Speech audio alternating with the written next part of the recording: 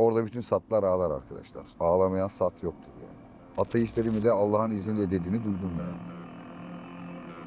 Aferin takım sağ ol! Aferin takım sağ ol! Aferin takım sağ ol! Sağ ol!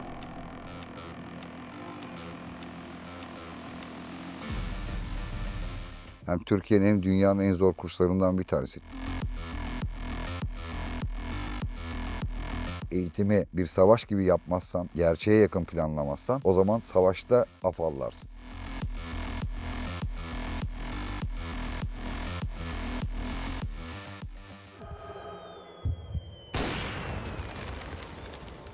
Şuradan girdi, arka taraftan çıktı. Kulak boştaydı komple. Fiziksel olarak hazır olsan da eğer kafa olarak hazır gitmezsen yapamazsın, başaramazsın yani.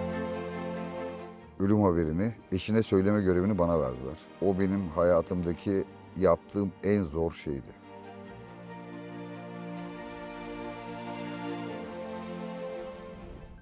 Ben emekli saat komandosu Bülent Kuru.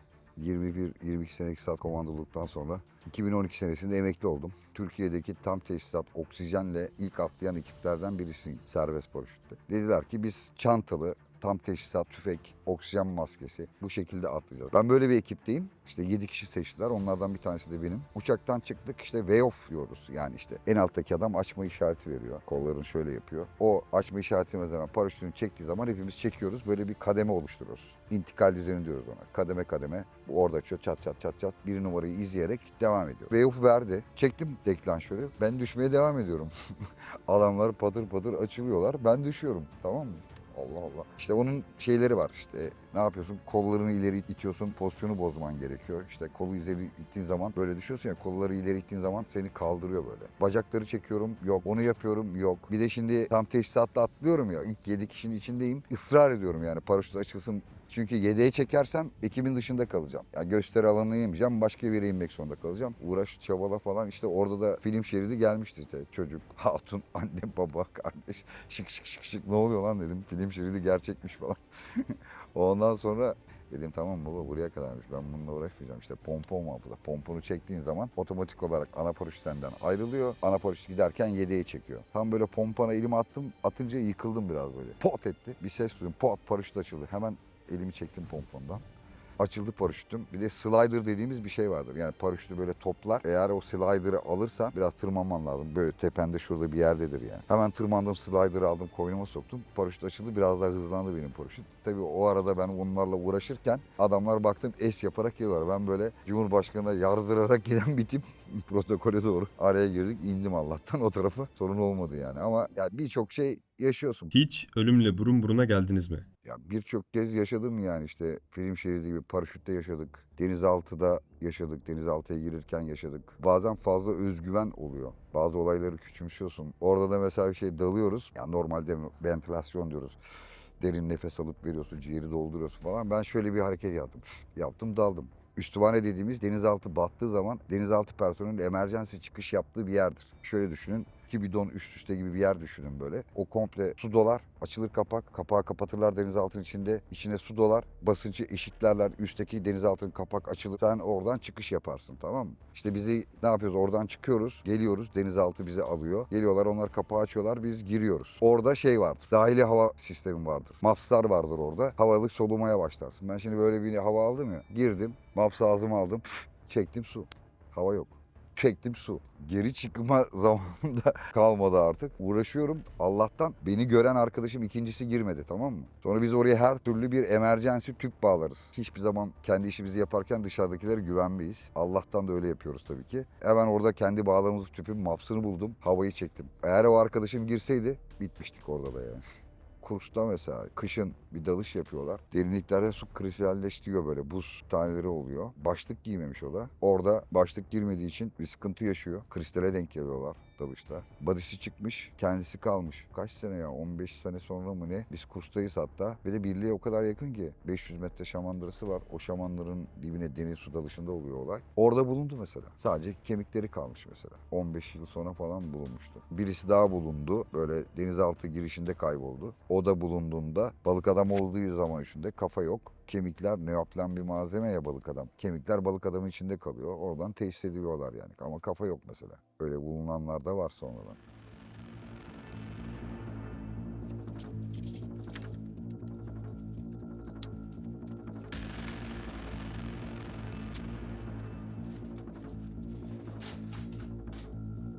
Evet, hazırız. Sabit parkurumuz var. Şimdi sabit parkuru anlatacağım. Parkurumuz buradan başlıyor. Engelin üzerinden atlıyoruz. Genelde bunu yapamıyorlar. Eğer yapamayan olursa 4 tane barfiks çektiriyoruz. Veya grubun durumuna göre 2 tane çektiriyoruz. Buradaki yapmamız gereken şey şu. Geliyoruz. Tutunuyoruz. Dönüyoruz. Döndükten sonra bu engelin üzerinden de atlıyoruz. Burada birleşik bir engelimiz var. Koşarak geliyoruz, engelin üzerine çıkıyoruz. Engel üzerine çıktıktan sonra şu boşluklara atlıyoruz. Ve ayağımızı geçirdikten sonra kolumuzu geçiriyoruz. Ve aşağı doğru kayıyoruz. Kaydık. Geldik. Çıktık. İki ayakla, iki şeyi kullanarak geliyoruz. Sıçradık. Ayağımızı taktık. Sarılıyoruz. Bırakmıyoruz şeyi. Hop. İnip koşarak dengeden geçiyoruz. Koştuk. Geçtik. Dengeden de geçtik. Duvara gördüğün gibi irtibatımı kesmedim. Geldim. Buradan tuttum. Kolumu geçirdim. Bastım. Kendimi aldım. Çıktım. Biraz aşağıdan tutuyoruz. Gücü veriyorum bak. Halata. Verdim. Sonra yavaş yavaş kullanarak halata gittim. Bu da böyle. Şurada bir deremiz var. Buradan koşturuyoruz. Derede süründürüyoruz. Alıyoruz lastiği. Arkadan fırlatıyoruz böyle. Bu ne yapıyor? Hep bu hareketlerin bir anlamı var. İşte karın kaslarını kullanırız, sırt kaslarını kullanırız. Her şeyimizi kullandırıyoruz burada. Bir maymun merdivenimiz var. Bu merdivenden yürümelerini istiyoruz. Attım, tutundum, yürüyorum. Bu şekilde merdivenin sonuna kadar gelmelerini istiyoruz. Biraz kol kasına, kol gücüne ihtiyaç var burada. Bu da böyle. Burada da istediğimiz şey şu. Ayaklarını kullanarak kaldırması. Belli değil. Çöküyoruz. Tırtıklar var burada. Tırtıklara elimizi geçiriyoruz. Eğer gücümüz yetmezse ne yapıyoruz? Göğsümüzü de biraz ileri ittirin diyoruz. İttiriyoruz. Bu şekilde lastiği bizim söylediğimiz yere kadar götürüyorlar. Bu halatta da kısaca göstereyim. İşte klasik bu spor salonlarında da var. Bizim istediğimiz sürece sağlamasını istiyoruz. Olay bu kadar. Eğitimi bir savaş gibi yapmazsan, gerçeğe yakın planlamazsan o zaman savaşta afallarsın. Ama eğitimi gerçeğe yakın yaptığın zaman da böyle şeylerle karşılaşmak mümkün oluyor yani. Bazen hatalar da oluyor mesela. İşte kendini vuran arkadaşımız da var yani. Makine tüfekle kendini vurdu mesela kazayla. Sıkıştırdığı zaman kurma kolu geri gelmez. İşte biz onu ne yapıyoruz arazide? Ağaca dayıyoruz kurma kolunu. Yüklendiğimiz zaman omuzumuza yüklüyoruz, çat diye kilitliyor, tamam mı? Ondan sonra açıyoruz, temizliyoruz. Orada mekanizmadadır yine. O da şöyle bir şey yapıyor. Ayağını koyuyor, ayağınla basmaya soruyor. Kitlemeden bir kayıyor. Şuradan girdi, arka taraftan çıktı. Kulak boştaydı komple. Şehit oldu mesela çocuk. Gayet de tecrübeli bir çocuktu. Yani her zaman emniyet tedbirlerini ön planda tutman gerekiyor. Elleriniz bağlı bir şekilde 10 kilometre yüzebilir misiniz? Bizim avantajımız korkmuyor, tamam mı? Her saat 7 mil 14 kilometre yüzmek zorundalar. Ben 7 saat 20 dakikada yüzdüm. Rekor en hızlı yüzen 3 saat 20 dakikada yüzmüş. Karşılaştığınız en büyük zorluk neydi? Beni en etkileyen şey Ahmet Ziya Çaydaş'ı. Allah rahmet eylesin. Onu söylerken bile aslında Allah rahmet eylesin, toprağı bol olsun derken bile diyemiyorum. Hala naaşını bulamadık çünkü. Denizde kayboldu. Bir mezarı yok yani, öyle diyeyim. Başına gidip dua edeceğimiz bir mezarımız yok. Onun kayıp haberini, ölüm haberini eşine söyleme görevini bana verdiler. O benim hayatımdaki yaptığım en zor şeydi. Kapıyı çalıp işe gideceği saati biliyorum. İşte kapıya gittim, bekliyorum. Uyandığını biliyorum, hazırlandığını işe gitmek için ama kapıyı çalamıyorum. Eşimi çağırdım bana destek olsun diye. O geldi, bekliyorum nasıl çalacağım işte. Kapıyı çaldım, kapıyı açtı, beni gördü. İlk söylediği şey Ziya dedi zaten. Ya beni en zorlayan şey oydu hayatımda. En zor yaptığım şey oydu yani. Evet, eğitim sırasında atak botlarımız var bizim. Büyük botlarımız. O devrildi. O devrilince aslında bayağı kalabalık 12 kişilik bir grup. Allah'tan ikinci bot vardı da daha fazla kayıp verebilirdik. Ama işte Ziya ön tarafta olduğu için Ziya'yı kaybettik.